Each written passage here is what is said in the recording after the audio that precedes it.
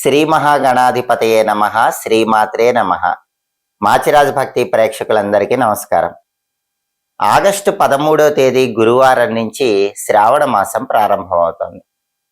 శ్రావణ మాసం అంటే లక్ష్మీదేవికి చాలా ఇష్టం. ఎందుకంటే విష్ణుమూర్తి జన్మ నక్షత్రం శ్రవణ నక్షత్రం.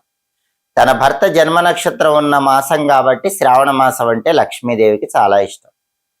శ్రావణ మాసంలో గురువారాలు, శుక్రవారాలు లక్ష్మీదేవిని పూజిస్తే లక్ష్మీ అనుగ్రహం కలుగుతుంది. మంగళవారాలు మహిళలందరూ మంగళగౌరి వ్రతాన్ని ఆచరించుకుంటారు. అలాగే శ్రావణ సోమవారం శివుడికి చాలా ప్రీతికరమైన రోజు. ఎందుకంటే సంవత్సరంలో వచ్చే 12 నెలల్లో శ్రావణ మాసం అంటే తనకు చాలా ఇష్టమని శివుడు బ్రహ్మమానస పుత్రుడైన సనత్ కుమార్ల వారికి చెప్పాడని స్కాంద పురాణంలో చెప్పారు. కాబట్టి లక్ష్మీనారాయణులు, పరమేశ్వరుడు, మంగళగౌరి వీళ్ళందరికీ ప్రీతికరమైనటువంటి మాసము శ్రావణ మాసం. శ్రావణ మాసంలో గృహ నిర్మాణం ప్రారంభిస్తే ధనలాభం కలుగుతుందని మత్స్య పురాణంలో చెప్పారు. అలాగే ఆడవాళ్ళు చాలా మంది నోములు, వ్రతాలు చేసుకుంటూ ఉంటారు. వాటికి కూడా శ్రావణ మాసం చాలా అనుకూలమైనటువంటి మాసం. ఈ శ్రావణ మాసంలో వచ్చేటటువంటి పర్వదినాల విశిష్టత ఏంటో మనం తెలుసుకుందాం. శ్రావణ మాసంలో శుక్లపక్షంలో వచ్చే సప్తమి తిథిని అవ్యంగ సప్తమి అనే పేరుతో పిలుస్తారని భవిష్య పురాణంలో, స్కాంద పురాణంలో చెప్పడం జరిగింది. ఆగస్టు 19వ తేదీ బుధవారం శ్రావణ శుక్ల సప్తమి తిథి వచ్చింది. ఆ రోజు అవ్యంగ సప్తమి. అసలు శ్రావణ శుక్ల సప్తమిని అవ్యంగ సప్తమి అని ఎందుకు పిలిచారు? దీని వెనుకున్న కారణం ఏంటి అని ఆలోచిస్తే, వ్యంగము అంటే అవయవ వైకల్యము, అవయవ లోపము అని అర్థం. అవ్యంగము అంటే అవయవ లోపము లేకుండుట, అంగవైకల్యం లేకుండుట అని అర్థం. కాబట్టి అవ్యంగ సప్తమి అంటే అర్థం ఏంటి? శరీరంలో అవయవ లోపాలు లేకుండా, అంగవైకల్యాలు లేకుండా మనల్ని అనుగ్రహించే సప్తమి తిథి కాబట్టి దీన్ని అవ్యంగ సప్తమి అనే పేరుతో పిలుస్తారు. మరి శ్రావణ శుక్ల సప్తమి తిథికి అవ్యంగ సప్తమి అనే పేరు ఎందుకు వచ్చిందో భవిష్య పురాణంలో, స్కాంద పురాణంలో ఒక చిన్న కథ చెప్పారు. ఆ కథ ఏంటంటే, ప్రధానంగా ఒకానొక సమయంలో ఒక మహారాజు ఉండేవాడు. చాలా ధార్మికుడు, ప్రజల్ని కన్నబిడ్డల్లాగా పరిపాలిస్తూ ఉండేవాడు. అయితే ఆ మహారాజుకి పూర్వజన్మ కర్మ ఫలితం వల్ల అవయవ లోపం ఉన్న పుత్రుడు జన్మించాడు. అంటే అంగవైకల్యం ఉన్నటువంటి కుమారుడు పుట్టాడు. ఎన్ని నోములు, ఎన్ని వ్రతాలు, ఎన్ని హోమాలు చేసినా ఫలితం లేకపోయింది. అప్పుడు మహర్షులని ప్రార్థిస్తే మహర్షులు ఏం చెప్పారంటే, శ్రావణ మాసం శుక్లపక్షం సప్తమి తిథి రోజు సూర్యుడిని పూజించమని చెప్పారు. సూర్యుడిని పూజించిన తర్వాత సూర్యుడికి అర్ఘ్యం ఇవ్వమని చెప్పారు, ఉపవాసం ఉండమని చెప్పారు, దానం ఇవ్వమని చెప్పారు. అప్పుడు ఆ రాజు మహర్షులు చెప్పినట్టే శ్రావణ శుక్ల సప్తమి రోజు సూర్యుడిని పూజించాడు. సూర్యుడికి స్నానం చేశాక అర్ఘ్యం ఇచ్చాడు, ఉపవాసం ఉన్నాడు, ఆ తర్వాత ప్రత్యేకమైన దానాలు ఇచ్చాడు. అలా చేయటం వల్ల ఆ రాజు కుమారుడికి అంగవైకల్యం తొలగిపోయింది, అవయవ లోపం అనేది తొలగిపోయింది, పరిపూర్ణమైన ఆరోగ్యవంతుడయ్యాడు అని ఎక్కడ చెప్పారు? స్కాంద పురాణంలో, భవిష్య పురాణంలో ఈ కథ చెప్పారు. కాబట్టి అవ్యంగ సప్తమి రోజు అవ్యంగ సప్తమి వ్రతాన్ని ఆచరించాలని ఈ 2 పురాణాల్లో చెప్పారు. అవ్యంగ సప్తమి వ్రతం అంటే సూర్యుని ఇలా ప్రత్యేకంగా పూజించాలి. కలిగే ప్రయోజనం ఏంటంటే, అవయవ లోపాలు ఉన్న వాళ్ళైతే క్రమక్రమంగా అవయవ లోపాలు, అంగవైకల్యాలు తగ్గింపజేసుకోవచ్చు. లేదా వంశంలో పుట్టబోయే పిల్లలకి అంగవైకల్యాలు, అవయవలోపాలు రాకుండా ఉండటానికైనా సరే శ్రావణ శుక్ల సప్తమి రోజు ఈ అవ్యంగ సప్తమి వ్రతం చేయాలి. ఈ రోజుల్లో చాలా మంది పిల్లలు ఎదుర్కొంటున్నటువంటి సమస్య ఏంటంటే, వయస్సు పెరిగిపోతున్న మాటలు సరిగ్గా రాకపోవటం. ఈ సమస్య చాలా మంది పిల్లల్లో ఉంది. కాబట్టి తల్లిదండ్రుల్లో ఎవరైనా సరే అవ్యంగ సప్తమి రోజు ఈ అవ్యంగ సప్తమి వ్రతాన్ని చేస్తే పిల్లలకి మాటలు తొందరగా వస్తాయి. అలాగే ఈ రోజుల్లో చాలా మందికి ఆటో ఇమ్యూన్ డిజార్డర్స్ అనేవి చాలా ఎక్కువగా వస్తున్నాయి. పుట్టుకతోనే అనేక వ్యాధులు వస్తున్నాయి. అలాంటివి రాకుండా ఉండటానికి, ఉన్న వ్యాధులు తగ్గింపజేసుకోవటానికి కూడా ఈ అవ్యంగ సప్తమి వ్రతం బాగా పనిచేస్తుంది. అవ్యంగ సప్తమి వ్రతం అంటే ఏం చేయాలి? ఆగస్టు 19వ తేదీ బుధవారం ముందు అందరూ సూర్యుడిని పూజించాలి. ఎలా పూజించాలి? సూర్యుడికి ఇష్టమైన స్నానం చేయాలి. సూర్యుడికి ఇష్టమైన స్నానం ఏంటి? స్నానం చేసే నీళ్ళల్లో కొన్ని ఎర్ర పుష్పాలు కలుపుకొని ఆ నీళ్లతో స్నానం చేస్తే అది సూర్యుడికి ఇష్టమైన స్నానం అవుతుంది. స్నానం చేసేటప్పుడు కూడా అందరికీ తెలిసిన శ్లోకం, జపా కుసుమ సంకాశం కాశ్యపేయం మహాద్యుతిం తమోరిం సర్వ పాపఘ్నం ప్రణతోస్మి దివాకరం. ఈ శ్లోకం 6 సార్లు చదువుకుంటూ ఎర్రపూలు కలిపిన నీళ్లతో స్నానం చేయండి. స్నానం చేశాక సూర్యుడికి అర్ఘ్యం ఇవ్వండి. అర్ఘ్యం ఎలా ఇస్తారు?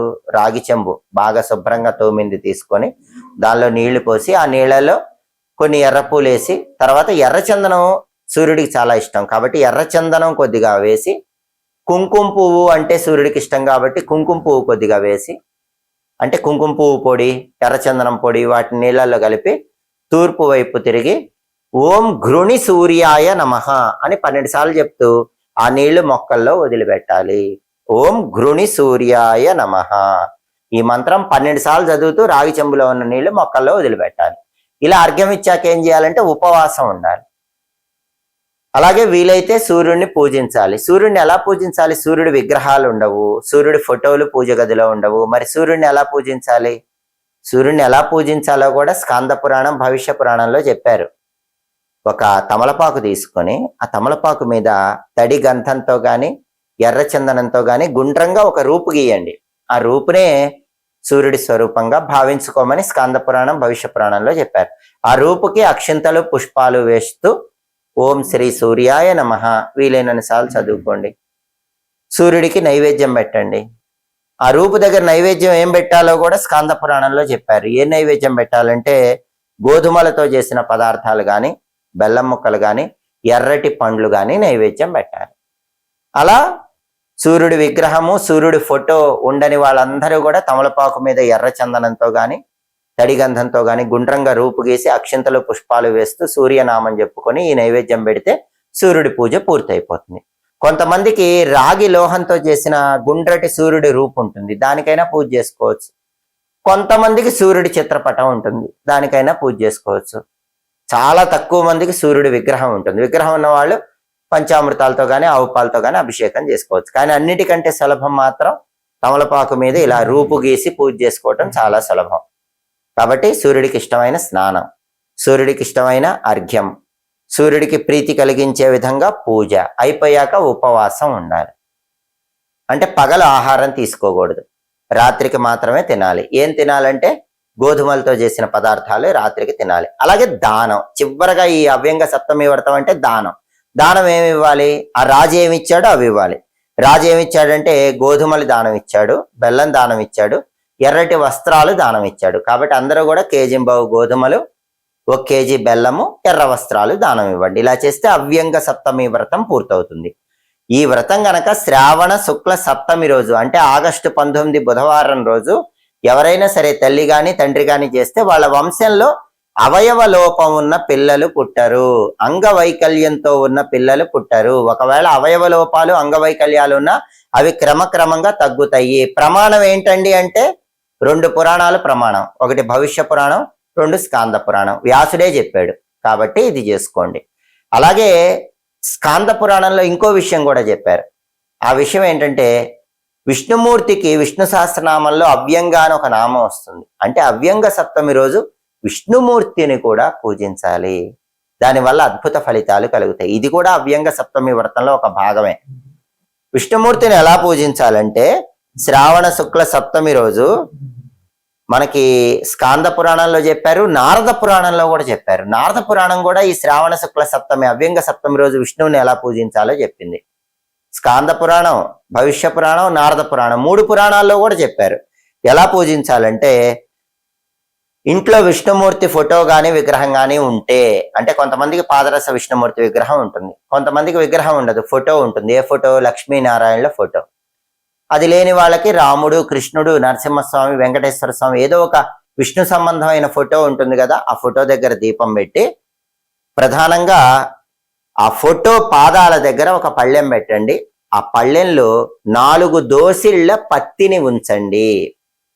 అంటే దోసిల నిండా పత్తి తీసుకోవాలి, ఆ పళ్ళెంలో ఉంచాలి. అలా 4 సార్లు దోసిల నిండా పత్తి తీసుకొని ఆ విష్ణుమూర్తి ఫోటో లేదా విగ్రహం పాదాల దగ్గర పళ్ళెంలో ఉంచాలి. ఆ పళ్ళెం కూడా ఇత్తడి పళ్ళెం అయితే చాలా మంచిది. ఈ విషయం నారద పురాణంలో చెప్పారు. అలా 4 దోసిళ్ల పత్తిని ఆ విష్ణుమూర్తి ఫోటో దగ్గర, ఆయన పాదాల దగ్గర ఉంచి నమస్కారం చేసుకొని ఆ తర్వాత ఆ పత్తిని దక్షిణతో పాటు ఎవరైనా బ్రాహ్మణుడికి, పండితుడికి దేవాలయంలో పూజారి గారికి దానం ఇవ్వాలి. దీన్ని కూడా అవ్యంగ సప్తమి వ్రతం అని అంటారని నారద పురాణంలో చెప్పారు. భవిష్య పురాణం, స్కాంద పురాణంలో ఏం చెప్పారంటే సూర్యుని పూజించి ఇలా సూర్యుడి ప్రీతికి ఉపవాసం ఉండి దానం ఇచ్చి ఇవన్నీ చేస్తే అవయవ లోపం తొలగిపోతుందని భవిష్య పురాణం, స్కాంద పురాణంలో చెప్పారు. నారద పురాణంలో మాత్రం ఇలా ప్రత్యేకంగా విష్ణుమూర్తికి 4 దోసిళ్ల పత్తి ఆయన పాదాల దగ్గర నుంచి బ్రాహ్మణుడికి దక్షిణతో పాటు దానం ఇమ్మని చెప్పారు. ఈ 2 విధి విధానాలు పాటించండి. ఆగస్టు 19 బుధవారం మీ వంశంలో అవయవ లోపము లేని పిల్లలు పుట్టే విధంగా జీవితాన్ని ఆనందమయం చేసుకోండి. ఆటో ఇమ్యూన్ డిజార్డర్స్ అన్ని పోగొట్టుకోండి. పిల్లలకి మాటలు రాని సమస్య నుంచి బయటపడండి. సంవత్సరంలో వచ్చే 12 నెలల్లో శ్రావణ మాసానికి ప్రత్యేకమైన ప్రాధాన్యత ఉంది. శ్రావణ మాసంలో ప్రతిరోజు పూజలు ఎలా చేసుకోవాలి, శ్రావణ మాసం మొత్తం ఎలా పూజలు చేసుకుంటే అదృష్టము ఐశ్వర్యం కలుగుతుంది, దీనికి ప్రమాణం ఎక్కడుంది అని చాలా మందిలో సందేహం ఉంటుంది. శ్రావణ మాస పూజల గురించి ఏ పురాణాల్లో చెప్పారు అనే అనుమానం చాలా మందిలో ఉంటుంది. స్కాంద పురాణం, భవిష్య పురాణం, నారద పురాణం ఈ 3 పురాణాల్లో కూడా శ్రావణ మాసం గొప్పతనం గురించి చెప్పారు. కాబట్టి ఈ 3 పురాణాల్లో చెప్పిన విధంగా శ్రావణ మాసంలో ప్రతిరోజు ఏ పూజలు చేసుకుంటే శ్రావణ మాసం పూర్తయిన తర్వాత లక్ష్మీదేవి, నారాయణుడు, పరమేశ్వరుడు సమస్త దేవతల అనుగ్రహం కలిగి జీవితం అద్భుతంగా మారిపోతుందో తెలియాలంటే మాచిరాజు భక్తి ఛానల్ తప్పకుండా చూడండి. మా వీడియోస్ మీకు నచ్చినట్లయితే మా ఛానల్ లైక్ చేయండి, కామెంట్ చేయండి. మా ఛానల్ వీడియోస్ 10 మంది మిత్రులకు షేర్ చేయండి. మా ఛానల్ సబ్స్క్రైబ్ చేసుకోండి. పక్కనున్న బెల్ సింబల్ నొక్కటం మాత్రం మర్చిపోకండి. సర్వే జనాః సుఖినో భవంతు. స్వస్తి.